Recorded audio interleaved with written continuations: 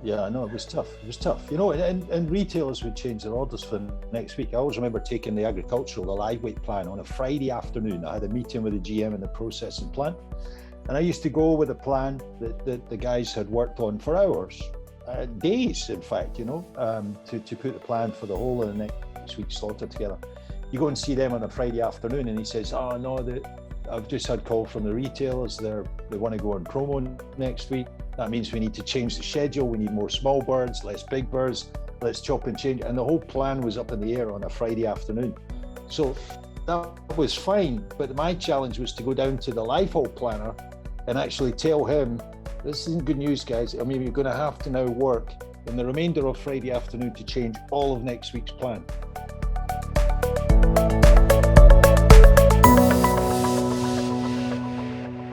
Welcome everyone, this is MTech Accelerate. My name is Nikolai Shitichin and I have Jim Johnston with me. How you doing, Jim? I'm doing good, Nick, and you? I'm doing well. Yeah, today another episode of our Accelerate Show. And today we're going to do something a little bit different. It will be very interesting, but quite intense on you because I will be interviewing you on processing plant planning. Okay, look forward to this. What a challenge. All right, so let's start. And of course, we'll start with a little bit of history because you have quite a lot of experience.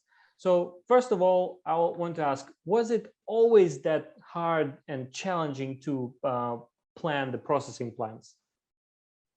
Yeah, I mean, that gets me thinking. It's a really interesting question because I guess it's always been tough. I can remember on a few occasions how we used to do this many years ago. And it's always been tough. It's always been a battle to make sure that between the live operations, you get the right weight of chickens for the plant in order for them to meet their customers' orders. So it's always been a challenging area. Obviously, when I started, people were using different tools to help them achieve that. And I can remember the general manager of a rather large processing plant that I was supplying at the time, walking around the yard with his little black book, and in his black book was not phone numbers. It was effectively the bell curves of a load of chickens at 2 kilos. Here would be the bell curve at sort of 100 increment stages and all the way through. So he used to walk about and was very fixated on making sure he supplied his orders, but to the extent he was looking at every truckload coming across the weighbridge, flicking through his black book and telling you whether, oh, no, I need you to change the loads this afternoon. I've got too much weight in the plant or whatever. So it's always been a challenge, and not just because of the processing guys, but because we've always been supplying customers whose demand changes and quite rapidly can change. Here in the UK, if the sun's shining, people want barbecue products, and the weather's not that predictable here in the UK, and we've always had that problem. We've always had that challenge. So it's always been a key area to try and work hard at to get as smooth as you possibly can. Yeah, I mean, and we see it quite a lot today too. Still quite a lot of manual work and a lot of unknowns, and plans are changing. So, but I like this black book. It was pretty smart, but a lot of manual stuff, right? Because you would need to figure out which truck is what weight, then apply this curve, and then see how many birds you will get in the prime weight, and calculate the total tonnage of production, and yield and everything. It was quite a lot of work, and probably this guy had a very good calculator in his head.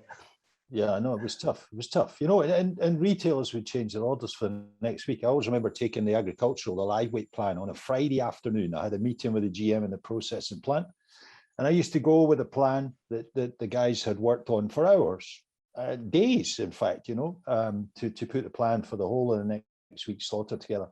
You go and see them on a Friday afternoon, and he says, "Oh, no, I've just had call from the retailers. They want to go on promo next week. That means we need to change the schedule. We need more small birds, less big birds.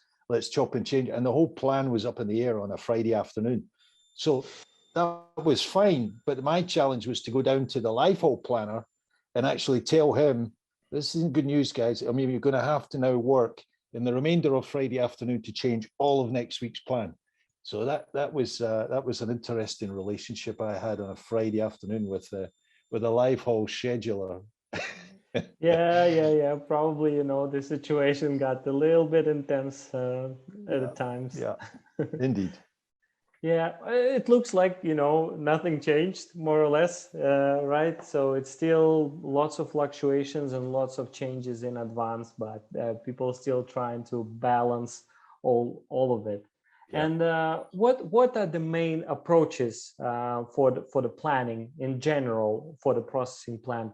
Is it we try to push everything we have through the lines, or we're trying to make it to order and see what we can put to stock, or we do to stock and then see what we can sell? What is the major approach here?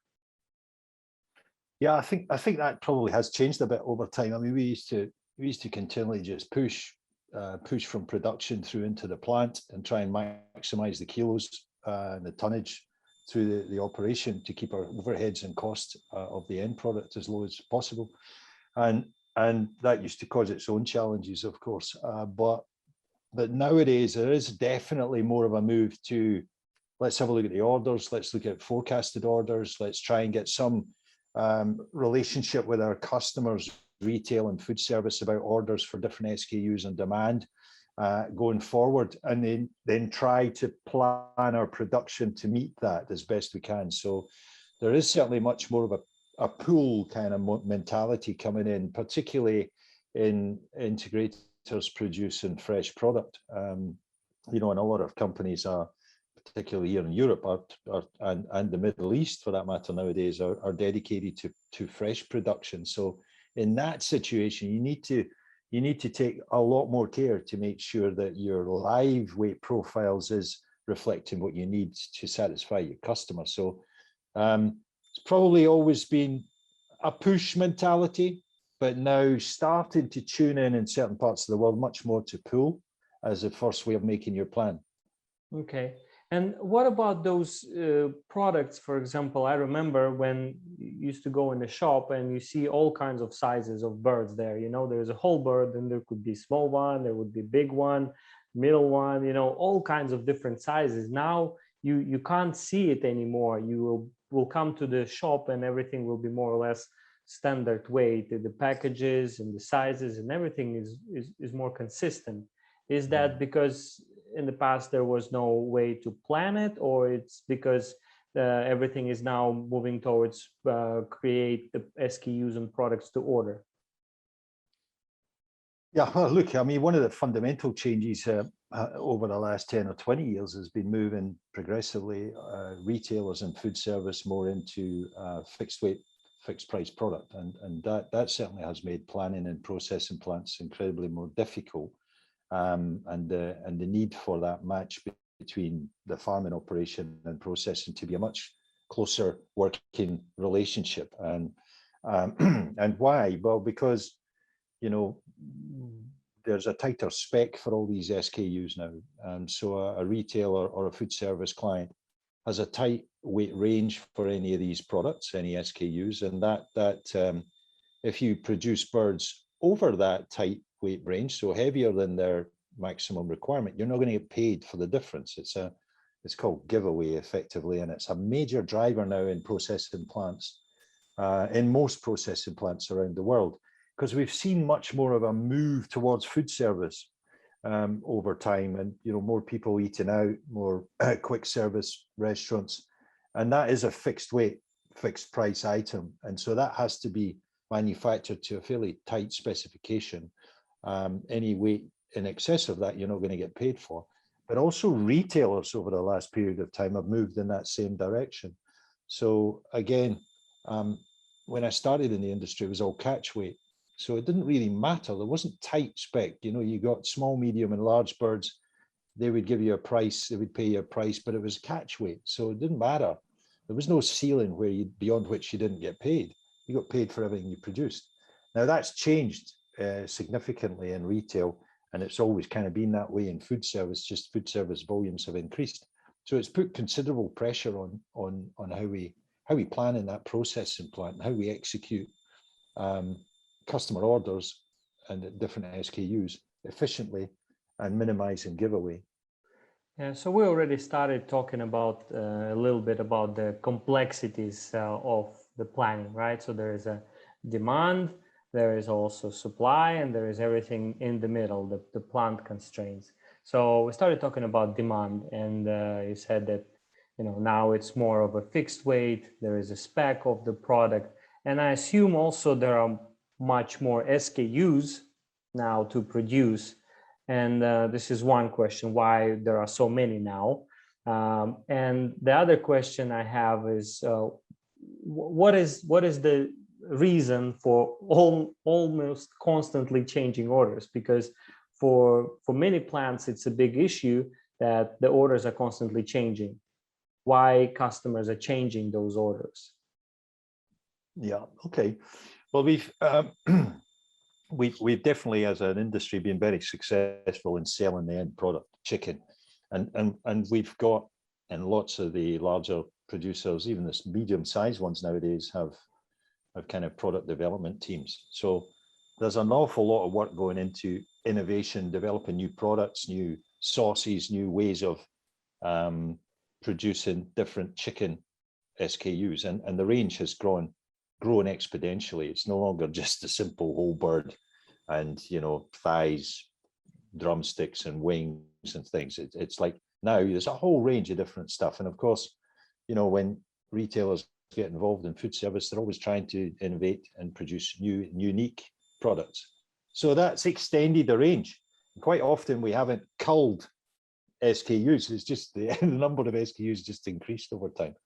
So that is a key area where we now have more complexity, more SKUs to manage. And, you know, you got some of these larger plants now with hundreds of SKUs that they have to produce on a daily basis, which makes that quite a lot more complex. And why do they change their orders? You know, it's now an awful lot of kind of just-in-time delivery through distribution centers in many parts of the world. And, you know, we sit in Europe, and that's been the case here for a while.